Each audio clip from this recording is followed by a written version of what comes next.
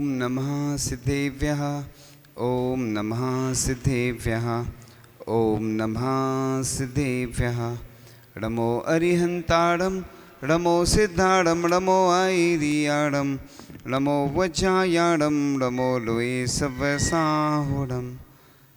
चलते फिरते तीर्थ हैं हरते सब संताप, हम तो बस इतना जानते आप सरीखे आप, हम तो बस इतना जानते आप सरीखे आप।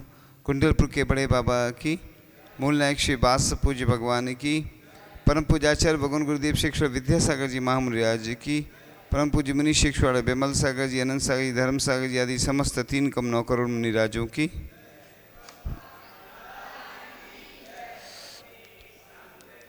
मूलाचार में भट्टकीर स्वामी जी लिखते हैं कि जब कोई शिष्य गुरु महाराज से प्रश्न करता है तो गुरु महाराज बड़े सरल हृदय से उस प्रश्न का उत्तर देते हैं।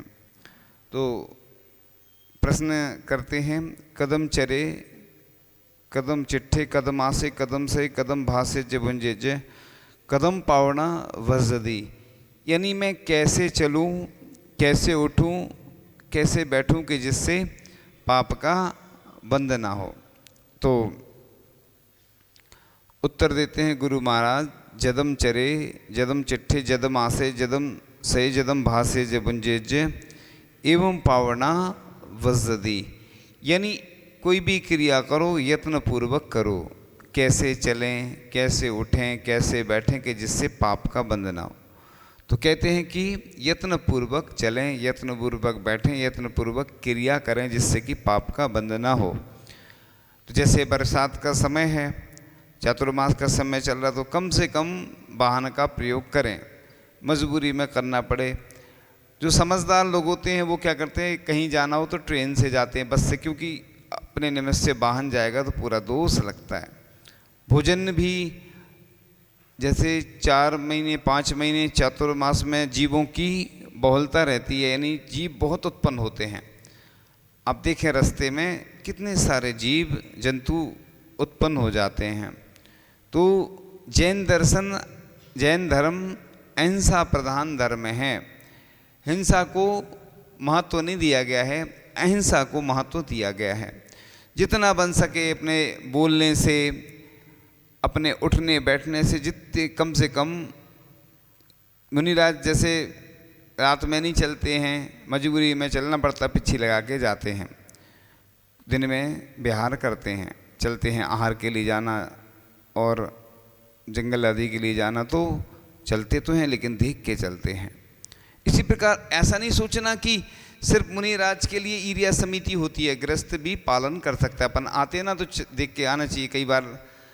कई हमने बच्चे देखे आजकल, लड़के लड़कियां वो मोबाइल देखते जाते हैं रास्ते में, गड्ढे में ही घुस जाएं या कोई भिड़ जाए, कोई से होता है ऐसा एक्सीडेंट। और आजकल तो लोग वाहन चलाते रहते, मोबाइल पे बात करते, वो कौन सा वो आता ना, कान में लगा लेते ना ब्लूटूथ, और कुछ कान में ईयरफोन लगा लेते हैं। और जो एक्सीडेंट होते हैं ट्रक वगैरह से, गाड़ी से, वो इसी कारण ज़्यादा होते हैं, वो क्योंकि उपयोग एक जगह रहता है।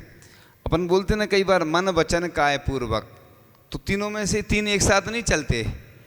मन चलेगा तो वचन नहीं चलेगा, लगता है अपन को एक साथ चल रहे हैं। अपन उपयोग, आचार्य जी तो बोलते जैसे चलते चलते कुछ भी अपन माला पाठ भी नहीं करना चाहिए, लेकिन अगर शुभ उपयोग लगाना है तो कई बार करते, क्योंकि उपयोग उसमें लग जाएगा तो देख नहीं पाएंगे। इसलिए लिखा है 4 हाथ जमीन देखकर चलना। 4 हाथ एक जूड़ा प्रमाण, खेती में होता ना, जूड़ा माने लकड़ी का कुछ रहता ना, वो जिससे हल हल हल बोलते ना, उसको जूड़ा प्रमाण, यानी 4 हाथ कितना हो गया, 1.5 फीट 6 फीट, जितना अपना शरीर है ना उतना आगे देखकर चलना होता है। तो अपन देख के चलेंगे तो सावधानी पलती है। ये लाइफ मैनेजमेंट है, यानी अपने जीवन को कैसे व्यवस्थित बनाना है। क्योंकि जीवन जिए तो ऐसे जिए जिसमें कुछ आस हो, थोड़ी परेशानी हो, थोड़ा दुख का एहसास हो। तो ज़िंदगी जीने के कुछ फॉर्मूले बताए जा रहे हैं कि हम अपने जीवन को कैसे अच्छा बनाएं।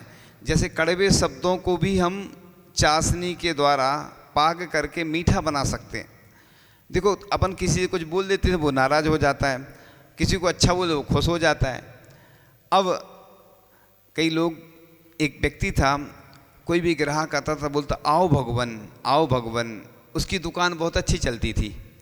अब बताओ किसी ग्राहक को वो भगवान बोल दे तो ग्राहक तो खुश होगा कि नहीं होगा। आज आपने देखा ना, MBA की पढ़ाई की जाती है, उसमें बिजनेस करने का तरीका सिखाया जाता। सेल्समैन होते ना जो कंपनी में, अच्छे सेल्समैन क्यों रखे जाते हैं, जो अच्छे से बात करेंगे तो लोग ग्राहक ज़्यादा आते हैं। तो गुड नेचर यानी अपना स्वभाव अच्छा रखें, और गुड टेंडेंसी माने अपनी प्रवृत्ति अच्छी, खुश मिजाज मिलनसार रखें। अब कई बार कोई परिचित भी नहीं होता, आते हैं लोग, नमोस्तु करते हैं। अब हम उनको नहीं जानते, वो हमें नहीं जानते।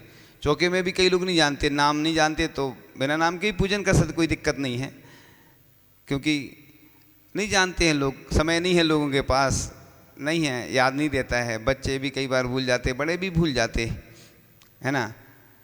कहते हैं कई लोग चेहरे एक से लगते इसलिए भूल जाते हैं। हाँ तो आजकल तो बहुत सारे तरीके हैं, है ना, तरीके बहुत सारे हैं, लेकिन लोग फिर भी अपनाते नहीं हैं, तो क्या करें। अब इतने में तो भूल जाते, फिर क्या करेंगे। भगवान की भी प्रतिमा एक सी होती है, कई जगह हम देखते लिखा ही नहीं रहता है, तो समझ में नहीं आता कौन से भगवान, चिन्ह तो कोई देखता नहीं, इसलिए अर्घ व्यवस्थित होना चाहिए, और वेदी पे लिखा भी होना चाहिए मूल नायक भगवान, आगे लिख दो मूल नायक, क्या दिक्कत है लिखने में। कई स्थानों पे देखा हमने लगा है, लिखा रहता है मूल नायक, तो लोग समझ जाते हैं। उनका अर्घ भी लिखा होना चाहिए। मानस स्तंभ में भी कई बार अच्छे मार्बल में लिखा हुआ होना चाहिए कौन से भगवान है, नीचे की ओर अर्घ भी लिखा होना चाहिए। लोग उतने ऊपर तो देख नहीं पाते, वो दिखता भी नहीं है कौन से भगवान हैं। ये मानस स्तंभ का अभिषेक भी वर्ष में एक बार होना चाहिए। जहाँ जहाँ मानस स्तंभ रहते हैं, मानस स्तंभ इसलिए बनाए जाते हैं, स्कूल आदि में भी बनाए जा सकते हैं, गौशाला में भी मानस स्तंभ बनाए जाते हैं कि जिससे तिरंचों को दर्शन हो। मानस स्तंभ सूतक आदि लग जाता है तब भी दर्शन हो जाते, लोग दूर से दर्शन कर लेते, घरों से भी दर्शन हो जाते हैं कई लोगों को, कोई बीमार हैं परेशान हैं, तो ऐसी व्यवस्था इसलिए की जाती। तो लोगों को भगवान का नाम मालूम होना चाहिए कि कौन से भगवान हैं, दर्शन करने में, अर्घ चढ़ाने में सुविधा रहती है। तो आगे चल रही थी कि बात गुड मेंटलिटी यानी अपनी मानसिकता अच्छी रखें, गुड हैबिट अच्छी आदतें डालें तारीफ़ की। जैसे कोई अच्छा काम करता है तो अपन को प्रशंसा जरूर करना चाहिए उस काम की, उस व्यक्ति की प्रशंसा नहीं है, उसके कार्य की है। जैन दर्शन कहता है हम महावीर भगवान को थोड़ी मानते हैं, महावीर भगवान को नहीं मानते, हम महावीर भगवान के गुणों को पूछते कर बोलते ना। तत्वार सूत्र में क्या आता है, तदगुण तदगुण, हाँ, तो बंदे यानी बंदे तदगुण लब्धे। हे भगवान आपके अंदर जो गुण हैं मैं उनकी वंदना कर रहा हूँ। मुनि महाराज के पास क्या है, वैसी शरीर सबके पास है, वैसी महाराज जी के पास है, लेकिन रत्नात्रय से पवित्र हो जाता है।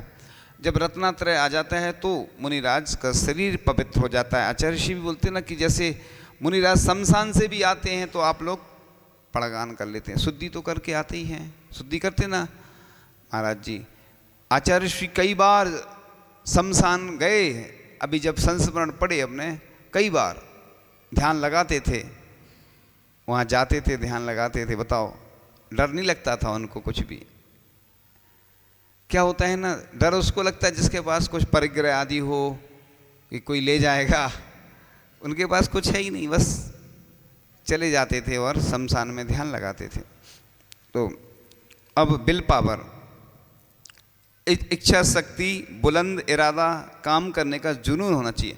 जैसे बच्चे हैं पढ़ाई में कमज़ोर होते हैं, तो अपन लोग क्या होता है ना, अधिकांश लोग क्या करते हैं, बच्चे को डांटते थे, तुम ऐसे हो तुम ऐसे हो, तो क्या होता है बच्चा नहीं भी होता तो वैसा हो जाता है।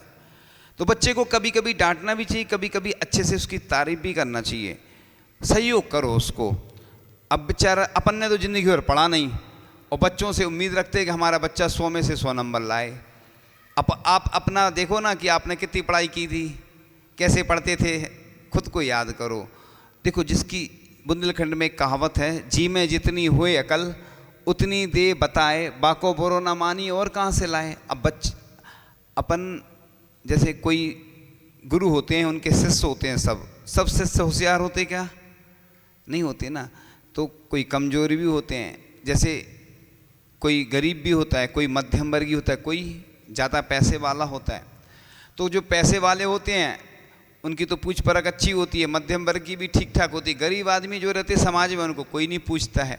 हमने कहा था ना एक दिन कि गरीब लोगों को लेके आओ हमारे पास, जो कभी मंदिर नहीं आते, ऐसे लोगों को लेके आओ, प्रोत्साहन देंगे अपन। क्योंकि हमें तो कोई से मतलब नहीं है, हम नए लोगों को जोड़ने का प्रयास करते, क्योंकि ऐसे लोगों को भी तो प्रोत्साहन देना चाहिए। वो कब जुड़ेंगे मंदिर में, कब आएंगे? मालूम चला कि एक व्यक्ति की उम्र हो गई 65-70 साल, कभी पूजन नहीं की, अभिषेक नहीं किया, मान लो अभिषेक किया तो पूजन नहीं किया, और रात्रि भोजन किया। कई बार संस्कार नहीं पढ़ पाते व्यक्तियों के, और समाज के लोग उसको भगा देते हैं। तो ये कमियां हैं समाज की कि जो पैसे वाले हैं उनको महत्व दिया जाएगा, जो गरीब है उसको महत्व नहीं दिया जाएगा, क्योंकि उसके पास क्या है, कोई देने को कुछ है ही नहीं। लेकिन वो भी तो पूजन कर सकता है। भगवान की व्यवस्था सबके लिए, मंदिर में गरीब और अमीर का भेद नहीं होता है कभी। एक बार आचार्य शांति सागर जी महाराज, दीपावली का दिन था, और एक गरीब व्यक्ति था जो लकड़ी काट के लाता था, जैन था वो, और उसके पास कुछ भी नहीं था। उसने सोचा दीपावली का दिन है, क्यों ना आज हम पड़गान कर लें, और उसने कुछ अपने लिए भोजन बना लिया। पड़गान करने खड़ा हो गया। उसने सोचा आज तो दीपावली का दिन है, सेठ जी की बड़ी बिल्डिंग है हमारे बगल में, उसमें जाएं, उन्हीं क्या जाएंगे, महाराज हमारे यहाँ थोड़ी आएंगे, हम तो गरीब हैं। फिर भी उसने पड़गान करने का प्रयास किया। सेठ जी भी पड़गान कर रहे थे, वो भी पड़गान कर रहा था। आचार्य श्री शांति सागर जी जो दक्षिण के थे, वो उस गरीब के आगे खड़े हो गए। जब अंदर पहुँचे, थाली दिखाई, तो थाली देख के हम लोग समझ जाते, सब पूरा हमें आइडिया लग जाता है पूरा। उतना में आप लोग बोलते ना एक चावल का दाना से समझ में आ जाता है, ऐसे हम लोग समझ जाते। तो आचार्य शांति सागर जी घर की हालत देख के ही समझ गए थे पहले तो। फिर ऐसा ग्रंथों में लिखा है कि ज़्यादा गरीब व्यक्ति भी दान नहीं कर सकता है, क्योंकि उसको खुद को ही खाने को नहीं है, वो दान कैसे करे अब, तो इसलिए मना किया है। और वह थाली दिखाता है, महाराज समझ जाते तो थोड़ा सा उसमें आहार ले लेते बस, और उसको छोड़ देते। छोड़ना जरूरी रहता है, क्योंकि श्रावक मुनिराज के लिए कभी आहार नहीं बनाता है, अपने लिए भोजन बनाता है, उसमें से दान करता है। क्योंकि मुनिराज को उद्दिष्ट का दोष लगता है। अगर मुनिराज के आपने बोल दिया कि महाराज जी आपके लिए बनाया है, महाराज जी को तुरंत अंतराय करना पड़ेगा। मुनिराज से ऐसा कभी नहीं बोलना चाहिए कि महाराज जी हमने आपके लिए बनाया। महाराज जी हमने तो बनाया है, अपने लिए बनाया है, और हमारी भावना है कि आप लें इसमें से। और कभी भी ऐसा नहीं बोलना चाहिए प्रसाद बना दो, क्षुधा औषधि बोलना चाहिए। क्षुधा माने भूख होती है, उसकी औषधि भोजन होता है। तो ये तो महा क्षुधा औषधि है। और आचार्य शांति सागर जी ध्यान में बैठ गए, और कई घंटे ध्यान में बैठे रहे। सोचो आप कितनी विशुद्धि बढ़ी उस गरीब के भोजन से। इसलिए ऐसा नहीं सोचो कि गरीब व्यक्ति कुछ नहीं कर सकता। ये तो ऐसा पैटर्न बन चुका है कि हर जगह सम्मान दिया जाता है तो पैसे वालों को दिया जाता है, बड़े लोगों को। ने क्या खरीद लिया है धर्म को, भगवान को खरीद लिया क्या? कहते हैं ना कि जैसे कोई ने प्रतिमा विराजमान करी, कोई ने वेदी बनाई, तो क्या भैया मंदिर बनाया तुमने, वेदी बनाई या शिखर भी बनाया, पूरा मंदिर बना दिया, अब उन्हीं को बिठा दो ना, उन्हीं की प्रतिमा जिनने बनवाया है, एक उनकी प्रतिमा और विराजमान कर दो जिनने मंदिर बनाया है, तो उनकी अच्छी बना के, क्योंकि भैया उनने इतना दान दिया, इतना पैसा। ऐसा नहीं होता है। जो दान देता है बस निर्मल हो जाता है वह, उसके बाद उसका थोड़ी रहता है वह तो बस अब उसने त्याग कर दिया, अब भगवान का हो गया। इसलिए तो इसके बारे में आगे कभी प्रसंग आएगा तो चर्चा करेंगे। तो आज तो दूसरा चल रहा है ना, गुड टारगेट, अपना उद्देश्य अच्छा बनाएं। जैसे कोई भी अपन को काम करना है, जैसे स्टूडेंट हैं तो भी टारगेट बना के काम करें कि हमें 100 में से 100 नंबर लाना है। बिजनेस वाले हैं तो हमें महीने में इतना कमाना है, टारगेट बना के चलेंगे तभी वो बिजनेस कर पाते हैं। सर्विस वालों को भी टारगेट दिया जाता है। पहले क्या होता था कि 8 घंटे काम करते थे, सुबह 10 बजे जाते थे और 5 बजे आ जाते थे, तो रात्रि में भोजन नहीं करते थे। पहले सरकारी ऑफिस में यही टाइम रहता था। ये जो प्राइवेट कंपनियां आई इन्होंने बहुत गड़बड़ किया। वो कहते हैं पैकेज, 1 लाख रुपए का पैकेज मिल रहा मान लो, है ना, या ज़्यादा भी मान लो 1,20,000, 12 महीने के हो गए, 10,000 रुपये महीने मिल रहे। तो ये विदेशी कंपनियों ने एक मायाजाल बनाया कि वो कहते हैं 1,20,000 दे रहे हम तुम्हें, 10,000 वही मिलते थे, तो 10,000 बोला जाता था, वो कम लगता था, और 1,20,000 एक साल में मिलता है पैकेज। बेवकूफ़ बनाने की कला। और 16 घंटे काम करवाते हैं वो। पहले कितने घंटे करते थे लोग काम? 8 घंटे। अभी भी कई कंपनियां उतने ही 8 घंटे सरकारी या जो भी। और लेकिन ये बेवकूफ़ बनाने की कला होती है। आप बिजनेस की एक कला होती है। आपने देखा होगा कहीं पर रेट लिखे रहते 999 रुपये। क्यों लिखे रहते बताओ, इसका कारण क्या है? लोगों की मेंटलिटी रहती, 1,000 रुपये लिख दोगे ना तो कोई नहीं खरीदेगा, और 999 में आदमी को लगता है कि ये 1,000 नहीं है। ऐसी कई लोग बिजनेस में ऐसी काम करते, कोई चीज़ बेचना हो ना तो बोलेंगे ये 90,000 की है, 99,000 की है, 95,000 की। 1 लाख बोल तो 1 लाख में क्या लगने लगता? बहुत महंगी है 1 लाख। लाख सुन के ही घबरा जाता है व्यक्ति। तो इस प्रकार से सत्य की प्रैक्टिस यानी वफादारी, ईमानदारी व जिम्मेदारी निभाना, अहिंसा की ट्रेनिंग यानी सदाचार की दिनचर्या। तो इस प्रकार से अच्छी ज़िंदगी के लिए अच्छा इरादा चाहिए और विचार चाहिए।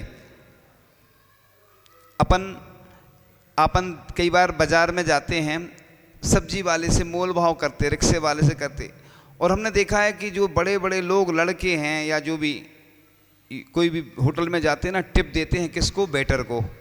होटल में भोजन करते हैं ना, टिप देते हैं उनको, क्योंकि उधर स्टैंडर्ड रहता है। अब मॉल में कोई जाता है मोल भाव करता क्या? नहीं करेगा। इंदौर में, भोपाल में ऐसे बड़े बड़े मॉल बने हुए हैं, लोग शर्ट खरीदने जाएंगे, कोई उधर बस पैसे खर्च करके आ जाते। कहने को कह रहा था वहाँ से हम शर्ट लाए, ये लाए, और जो गरीब आदमी है अगर बेच रहा है मान लो, उससे खरीदेंगे तो कितनी घिसा-घिसी करेंगे। और अब देखो ये असर होता है व्यक्ति का कि मतलब अगर वो मॉल में जा रहा है, कोई बड़ी दुकान में जा रहा है, कोई शोरूम में जा रहा है, उधर मोल भाव नहीं कर रहा है, और छोटे गरीब व्यक्ति अगर कोई सब्जी वाली कमा लेगी, मान लो सब्जी वाला कमा लेगा थोड़ा बहुत, कितना कमाएगा वो? हाँ, ये तो होता है, फ्रॉड तो होता है। रेट कई जगह हमने देखा है कि ये लोग रेट बढ़ा के देते हैं, मिलावट भी होती है हर जगह। तो अपन को होशियारी तो चाहिए, ये नहीं कह रहा हूँ कि वो जितना बोल रहा है कोई भी व्यक्ति उतना दे दो उसको, लेकिन अपन को देखना भी चाहिए ना कई बार कि बेचारा वो गरीब व्यक्ति है, अब उसका भी तो परिवार होता है, उसके भी तो सपने होते हैं ना कुछ।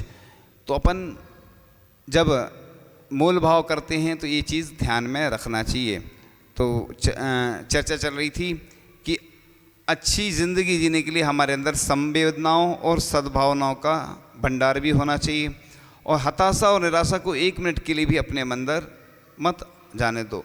कई बार घर में लड़ाई झगड़ा हो जाता, किसी से कुछ हो जाता है तो मन में खेद खिन्नता तो हो जाती है, विकल्प तो आ ही जाता है। ये तो प्रतिदिन की बात है, क्योंकि घर में जब इतने सारे बर्तन रहते हैं तो खटक पटक होती रहती, लड़ाई झगड़े होते हैं, क्योंकि विचार सबके मिलते नहीं।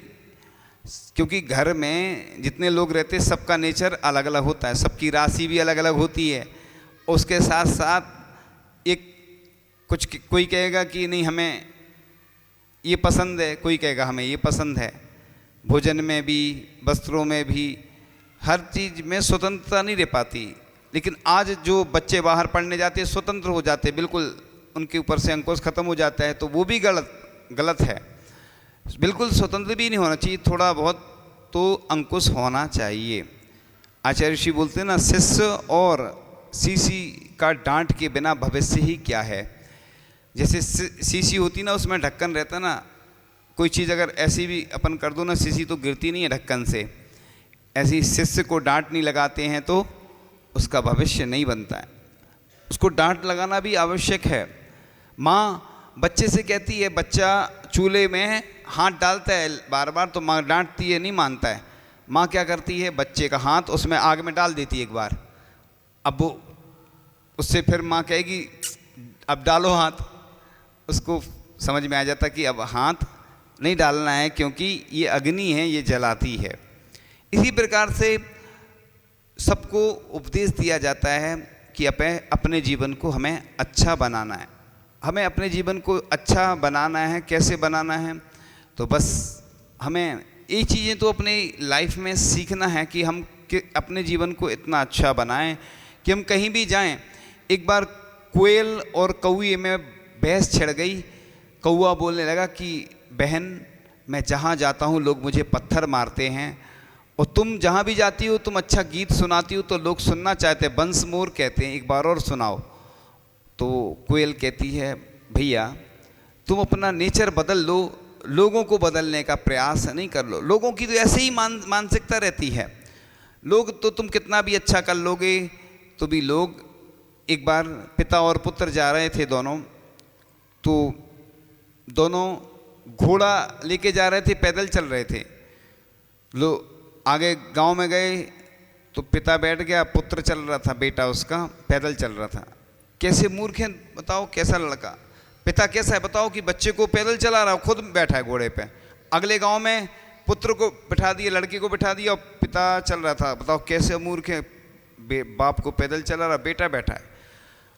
तीसरे गांव में गए तो दोनों बैठ गए। बताओ कैसे मूर्ख है। बताओ एक घोड़ा के ऊपर दो दो लोग बैठे। फिर अगले गांव में गए तो उनने घोड़ा अपने ऊपर रख लिया। तो लोग कहने लगे बताओ कैसे बेवकूफ़ हैं, बताओ पैदल चल रहे हैं दोनों और घोड़े को ऊपर लिए अपने। तो तुम कुछ भी काम करोगे लोग तो बस कुछ तो लोग कहेंगे, लोगों का काम है कहना।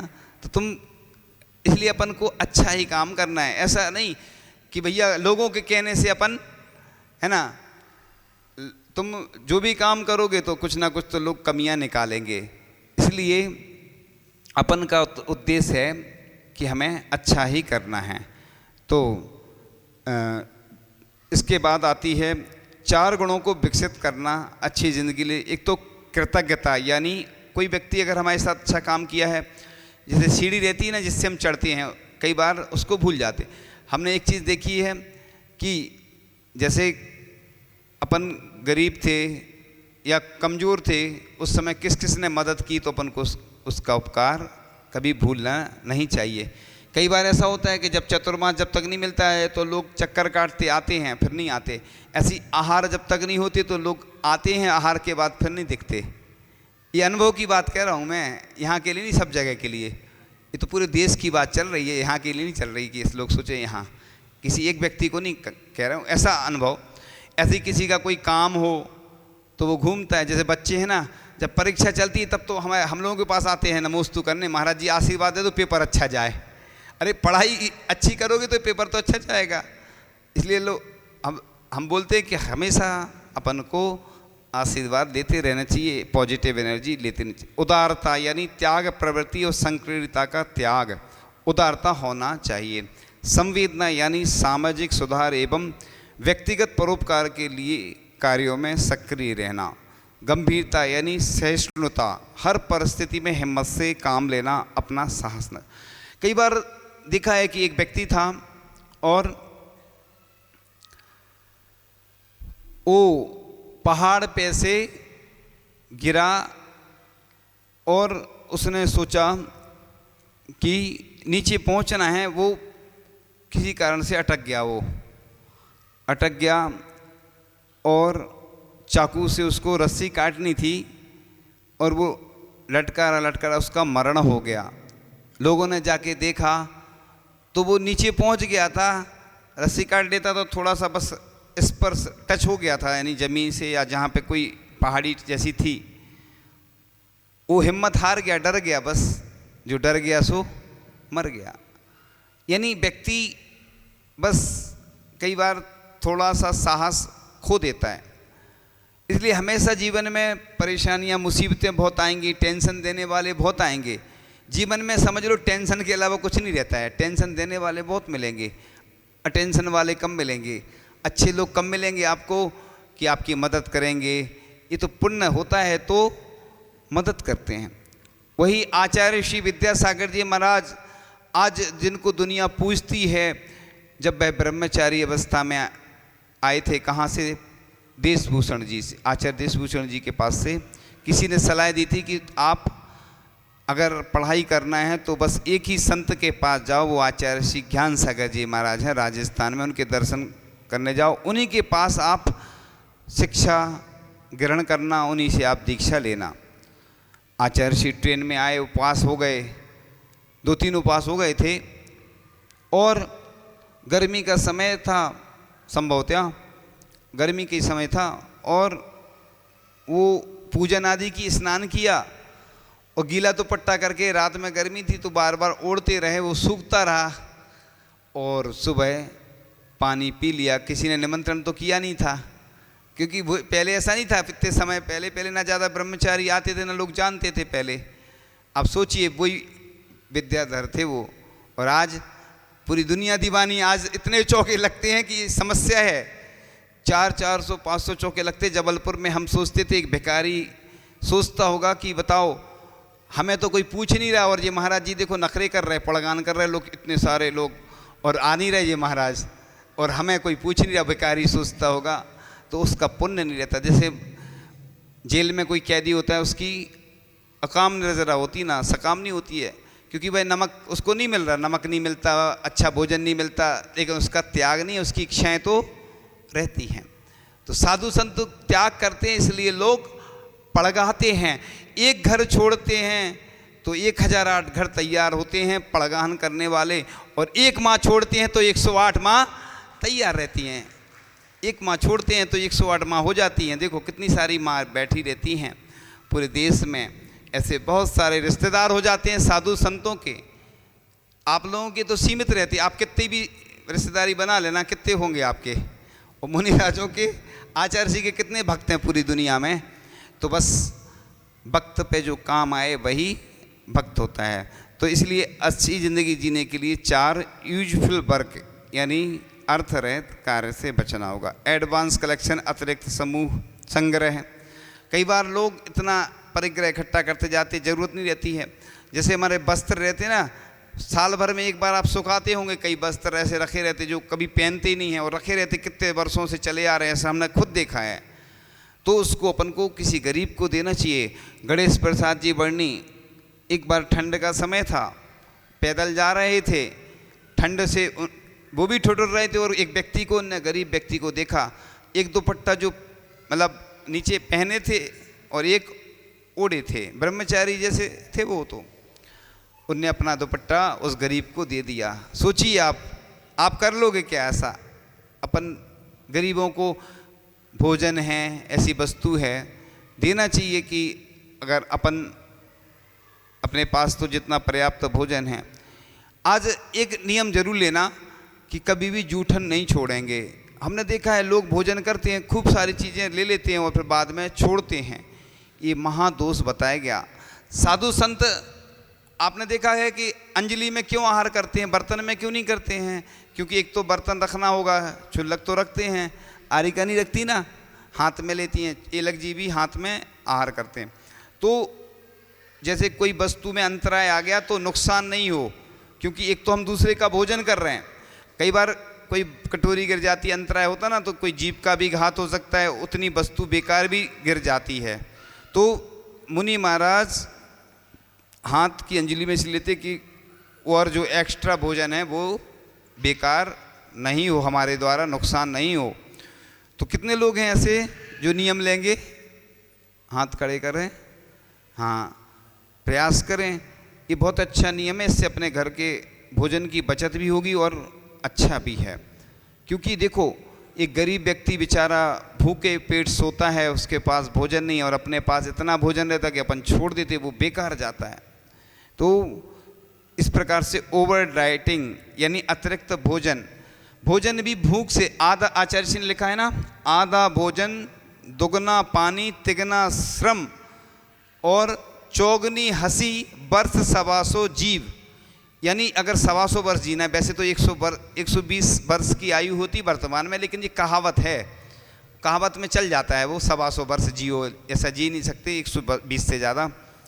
तो अगर आधा भोजन करो, दुगना पानी पियो, तिगना श्रम करो, तिगनी मेहनत करो और वर्ष 125 जीव, 125 वर्ष जीने का एक तरीका है।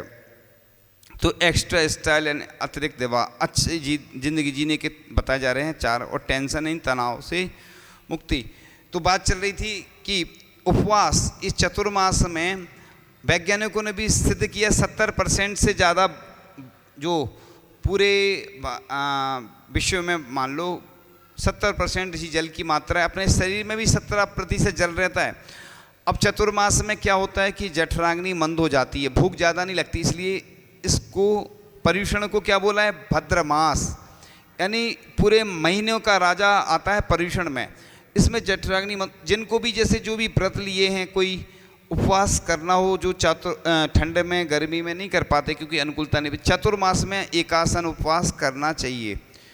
आचार्य जी तो हम लोगों को बोलते हैं कि 4 आहार करो फिर 1 उपवास करो, जरूरी नहीं है जिनको करना हो, नहीं तो कह दो कि मुनिराज को केसलोंच स्थापना चतुर्मास की और निष्ठापन और प्रायश्चित के जो मिलते हैं वो उसके अलावा जरूरी नहीं है। लेकिन कोई व्रत ले लेते हैं, जैसे आप लोग ले लेते ना कि चारित्र की शुद्धि के लिए, तो चातुर्मास में 70%, चातुर्मास नहीं पूरे वर्ल्ड में 70% जल है, अपने शरीर में भी 70% जल है। वैज्ञानिकों ने सिद्ध किया है कि जब भी अष्टमी, चतुर्दशी, अमावस्या आदि होती है, इसमें ज्वार भाटा आते हैं, काय में, समुद्र में, तो ये अपने शरीर में विकृतियाँ होती हैं बहुत सारी, उनको ठीक करने के लिए उपवास सबसे अच्छा माध्यम होता है। डॉक्टर भी कहते हैं कि सप्ताह में 1 दिन उपवास करना चाहिए, लेकिन अब जिसकी अनुकूलता नहीं है तो 15 दिन में, सप्ताह में 1 दिन, 3-4 दिन में 1 दिन उपवास कर सकते हैं। एकासन तो करना ही चाहिए। थोड़ा देख लो आप लोग, देखो पीछे, तो अच्छी जिंदगी जीने के लिए 5 फॉर्मूले विकसित करें, यानी सहनशीलता, बर्दाश्त करने की क्षमता मजबूत करें, यह झगड़ों को रोकती है।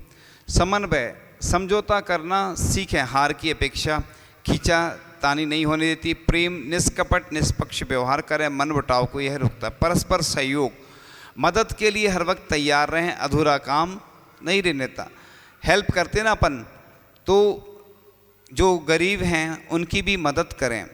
समाज में ऐसे लोग होते हैं कई बार जो पढ़ाई नहीं कर पा रहे बच्चे, तो पूरी समाज मिलके उनका सहयोग करे। कोई व्यवसाय नहीं कर पा रहे हैं तो कई जगह की समाज मिल करके उनका सहयोग करती है, जिससे हमारे गरीब व्यक्ति अच्छे बने।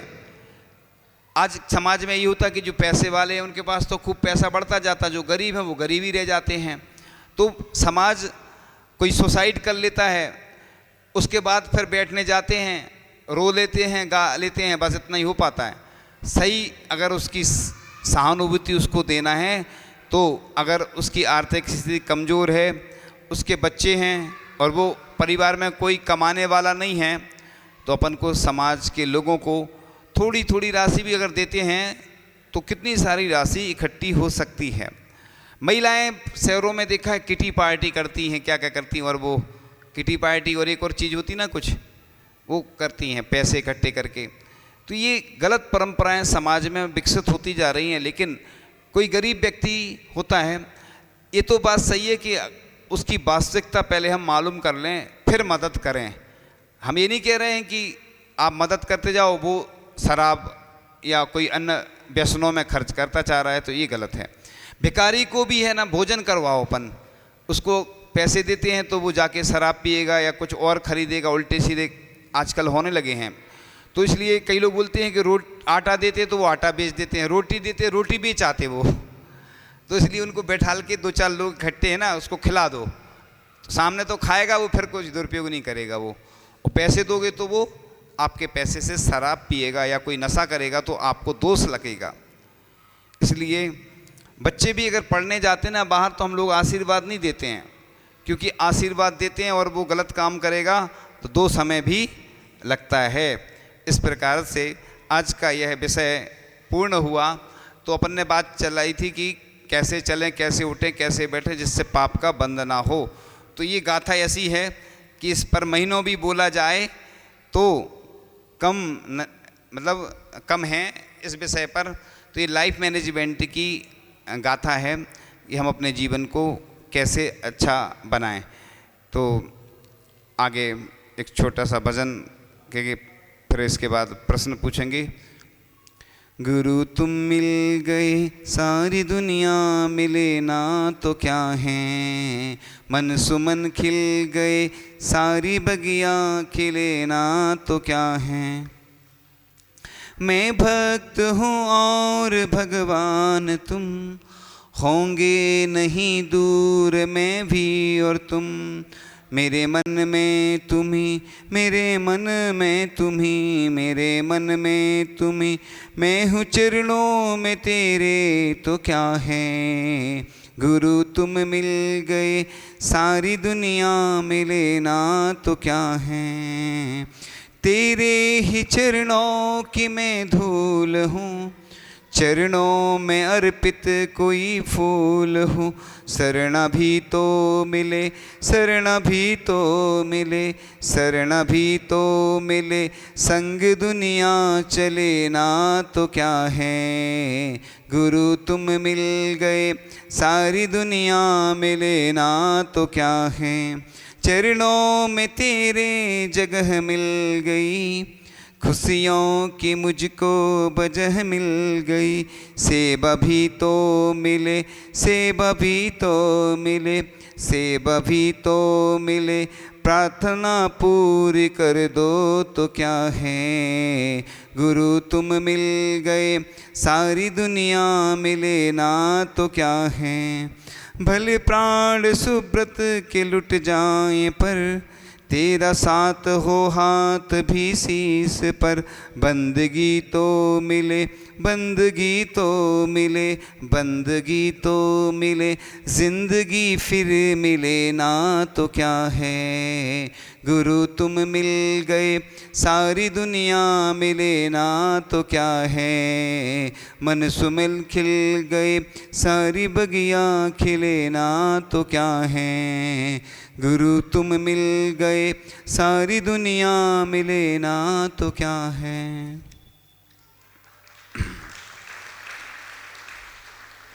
मेरे सवालों का जवाब दो, दो नाम। आता है पहला प्रश्न आपके सामने। तो जो गाथा प्रारंभ में सुनाई थी वह कौन से ग्रंथ की गाथा है। पहली शुरू में जो हमने गाथा सुनाई थी वो कौन सी गाथा थी। हाँ,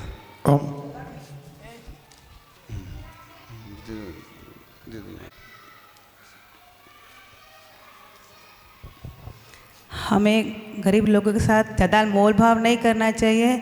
अगर हम मॉल में जाते हैं तो 1000 रुपये की शर्ट भी खरीद सकते हैं, लेकिन सब्जी वाले के पास 2-3 रुपये के लिए भी चगाट करते, ऐसा नहीं करना चाहिए। हाँ, उत्तर बिल्कुल सही है।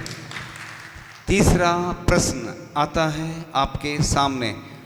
तीसरा प्रश्न, चाशनी जैसा व्यवहार करना चाहिए। नहीं, चाशनी नहीं, कड़वे शब्दों को कैसे हम मीठा बना सकते हैं ये बताओ ना, किसके द्वारा। आपने कुछ और, हाँ तुम बताओ पीछे। से समन्वय करके। नहीं, वो थोड़ी बताया था, शुरू में नहीं आए थे क्या। शुरू में नहीं आए थे। हमें उनको भोजन कराना चाहिए, उनको पैसे नहीं देने चाहिए, नहीं तो नहीं, वो फिर वो गरीब नहीं, वो अलग मैटर था थोड़ा सा। ये तो थोड़ा सा अभी हाल पहले बताया, थोड़ी देर पहले तो बताया था अभी। उनको प्रोत्साहन देना चाहिए, आगे लाना चाहिए। बैठ जा, बैठ जा। हाँ, उनको थोड़े थोड़े पैसे दे के मदद करनी चाहिए, उनकी सहायता करनी चाहिए। किसकी। गरीब लोगों की सहायता। सक्षम लोग सब जने मिलकर उनके नहीं, कौन से गरीब मतलब जिसके पास कुछ स्थिति नहीं, सामान्य व्यक्ति की कौन से गरीब, कौन से मतलब ये कैटेगरी अलग अलग होती है ना, जैसे हमने पहले कुछ दूसरा बताया था एक। हाँ, जिसकी स्थिति नहीं होती बराबर, कौन से वैसे बच्चों को पढ़ा नहीं पाते, समाज के कि बाहर के कौन। समाज के लोगों की। हाँ, ऐसा समाज के लोगों की, जिस समाज के लोग में जो क्या करना गरीब चाहिए? बच्चे, उनकी सहायता करनी चाहिए, पैसे देके थोड़ा थोड़ा यूँ। हाँ, उत्तर सही है। उसमें ये बताया गया था कि हमें अपने जीवन में उठना, चलना, बैठना, सोना सब कुछ यत्नाचार पूर्वक करना चाहिए। बहुत अच्छा उत्तर, बिल्कुल सही। जीवन, इतना तो हमने बता दिया। अब इसको इंग्लिश में क्या बोलते हैं, ये पूरे देश में चलता है, जो पढ़े लिखे लोग हैं वो तो सब जानते हैं। जो ज़्यादा उम्र वाले हैं वो शायद नहीं जानते होंगे, आज के थोड़े कठिन से हो गए हैं ना, ऐसा लग रहा है लोग ज़्यादा हाँ क्या बोलते हैं इसको, पूरे अपने जीवन से संबंधित रहता ना, वो कुछ कुछ करते हैं ना अपन उसको, लाइफ मैनेजमेंट। हाँ अब हम ही ने बता दिया ना, हमने कहा किसी को नहीं आ रहा है तो अनुकूल के हिसाब से 2 दिन 8 दिन के बीच में 15 दिन के बीच में उपवास करने चाहिए। जी नहीं, ये उपवास का नहीं बताया।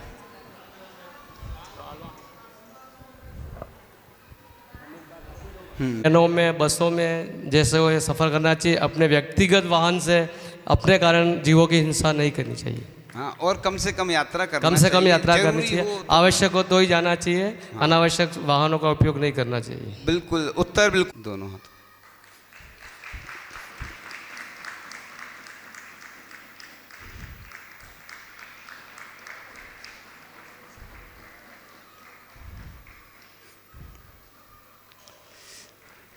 अब आज